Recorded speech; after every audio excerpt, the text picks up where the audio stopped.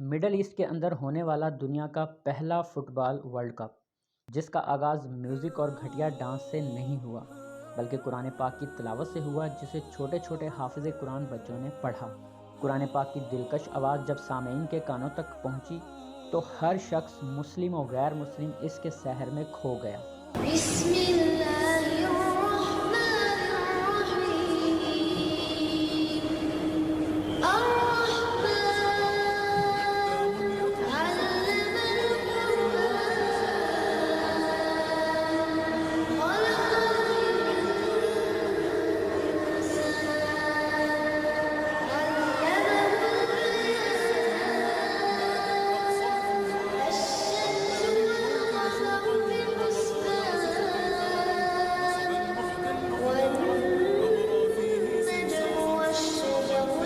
علم القرآن خلق صدق اللہ العظیم۔ قطر نے ایک ایسی روایت کی بنیاد رکھی ہے جس پر ہر مسلمان کا سینہ فخر سے بلند ہو گیا اور مسلمانوں کا پیغام پوری دنیا کے کونے کونے تک گونج اٹھا۔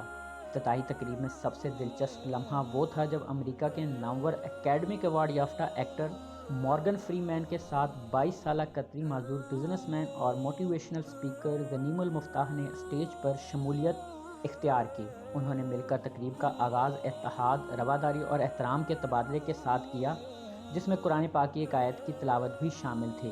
مورگن نے ہمیشہ کی طرح اپنی جادوئی آواز میں یہ سوال اٹھاتے ہوئے مکالمہ شروع کیا: How can so many countries, languages, and cultures come together if only one way is accepted?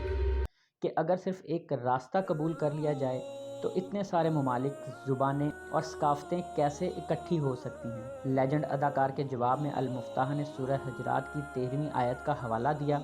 مفتاح نے بہترین انداز میں قرآن پاک کی تلاوت کی، جس کا ترجمہ کچھ یوں ہے: اے انسانیت، ہم نے تمہیں ایک مرد اور ایک عورت سے پیدا کیا اور تمہیں نسلوں اور قبیلوں میں تقسیم کیا تاکہ تم ایک دوسرے سے مل سکو۔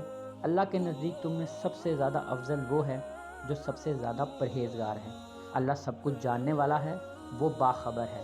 اس بات سے اتفاق کرنے کے لیے فری مین نے آگے سے کہا: میں اسے دیکھ سکتا ہوں، جو چیز ہمیں یہاں متحد کرتی ہے وہ اس سے کہیں زیادہ ہے جو ہمیں الگ کرتی ہے۔ اس پر المفتاح نے جواب دیا: ہمیں یہ یقین دلایا جائے گا کہ ہم اس دنیا میں قوموں کے طور پر بکھرے ہوئے ہیں تاکہ ہم ایک دوسرے سے سیکھ سکیں اور اپنے اختلافات میں خوبصورتی تلاش کر سکیں۔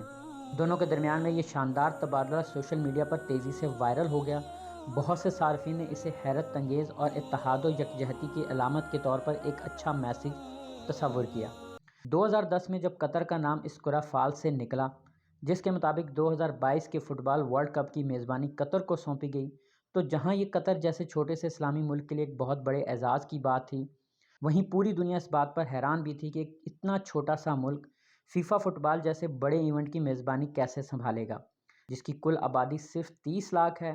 2010 سے لے کر 2022 تک قطر نے اس فٹ بال ورلڈ کپ کی میزبانی کے لیے قطر کا نقشہ ہی بدل ڈالا۔ 8 ایسے شاندار اسٹیڈیم بنا ڈالے کہ دیکھنے والے پلکیں جھپکنا بھول جائیں۔ اس کے ساتھ ساتھ سڑکوں کا جال، ریپڈ میٹرو ٹرین، فلیٹس اور شاندار ہوٹلز کو نقشوں سے اٹھا کر حقیقت کا روپ دے دیا۔ قطر اس وقت پوری امت مسلمہ کا نمائندہ سمجھا جا رہا ہے۔ اس ورلڈ کپ کے ذریعے پوری دنیا کے مسلمانوں کا ایک نیا روپ دیکھنے کو ملے گا، جسے انٹرنیشنل میڈیا نے بہت بری طرح سے بگاڑ ڈالا تھا۔ اس ورلڈ کپ کے لیے قطر نے 3 چیزوں کو سختی سے بین کر دیا ہے، جن میں سب سے پہلے نمبر پر الکوہل ہے۔ قطر نے الکوہل کے استعمال پر پابندی عائد کر دی ہے۔ کھیل کے میدان اور اس کے گرد و نواح میں کسی قسم کی شراب نوشی کی اجازت ہرگز نہ ہوگی۔ اس کے بعد LGBT یعنی ہم جنس پرستی اور اس کی تشہیر پر سختی سے پابندی ہوگی اور خلاف ورزی کرنے والے کے خلاف کارروائی اور جرمانہ ہوگا۔ اور تیسرے نمبر پر قطر نے ایک خاص ڈریس کوڈ بھی دے دیا ہے، جس کے مطابق ایسا لباس جو گھٹنوں سے اوپر ہو اور جس میں کندھے نمایاں ہوتے ہوں، صحیح طور پر زیب تن کرنے کی اجازت نہ ہوگی۔ اب یہ ایک بہت ہی سخت اقدام ہے، جس سے قطر کو بہت نقصان بھی ہو سکتا ہے، کیونکہ جو لوگ ان پابندیوں کو نہیں مانیں گے وہ قطر میں آنے کے مجاز نہیں ہوں گے۔ انٹرنیشنل میڈیا ان قوانین کو لے کر بہت سیخ پا ہو رہا ہے اور قطر کو بہت زیادہ تنقید کا سامنا کرنا پڑ رہا ہے۔ انٹرنیشنل میڈیا اس ایونٹ کو ناکام ثابت کرنے کے لیے بہت پروپیگنڈا کر رہا ہے کہ ایسی جگہ کون جانا پسند کرے گا جہاں نہ اپنی مرضی سے گھومنے کی آزادی، نہ لباس پہننے کی اور نہ پینے کی۔ لیکن قطر سختی سے اپنے موقف پر ڈٹا ہوا ہے، اسے فکر ہے تو صرف اپنی روایات کی اور اسلامی اقتدار کی، جن پر وہ کمپرومائز کرنے کے لیے بالکل تیار نہیں۔ بے پناہ دباؤ کے باوجود قطر نے پوری دنیا کو یہ پیغام دے دیا ہے کہ 30 دن کے اس ٹورنامنٹ کے لیے ہم اپنی روایات اور اپنے مذہب کو تو بدلنے والے بالکل نہیں ہیں۔ اب سوشل میڈیا پر ایک خبر بڑی تیزی سے وائرل ہوئی کہ فری مین نے اسلامی تعلیمات سے متاثر ہو کر اسلام قبول کر لیا ہے۔ ایسا پہلی بار نہیں ہوا کہ فری مین پر اسلام قبول کرنے کا دعویٰ کیا گیا ہو۔ 2015 میں جب فری مین نے نیشنل جیوگرافک کے ایک شو میں story of God with Freeman میں پرفارم کیا، جس میں اسلام سمیت مختلف مذاہب کا تنقیدی جائزہ لیا گیا تھا، تو اس وقت بھی سوشل میڈیا پر یہ خبر بڑی تیزی سے پھیلی تھی کہ انہوں نے اسلام قبول کر لیا ہے۔ فری مین کے مذہب کے حوالے سے آپ کو بتا دیں کہ بنیادی طور پر وہ ایگناسٹک ہیں۔ ایگناسٹک وہ لوگ ہوتے ہیں جن کا یہ عقیدہ ہے کہ دنیا میں خدائی کا کوئی وجود نہیں اور یہ دنیا خود بخود وجود میں آ گئی۔ لیکن 2019 میں فری مین کے مذہب کے حوالے سے ایک رسالے میں یہ بھی چھپا تھا کہ وہ زورو ایسٹرونزم کے ماننے والے ہیں۔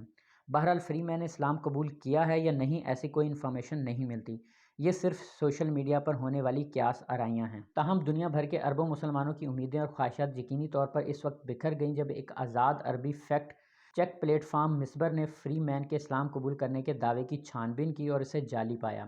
پلیٹ فارم مسبر نے رپورٹ کیا کہ اداکار نے اسلام قبول کرنے کا اعلان نہیں کیا اور کسی معتبر میڈیا یا آؤٹ لیٹ نے بھی اس خبر کی اطلاع نہیں دی۔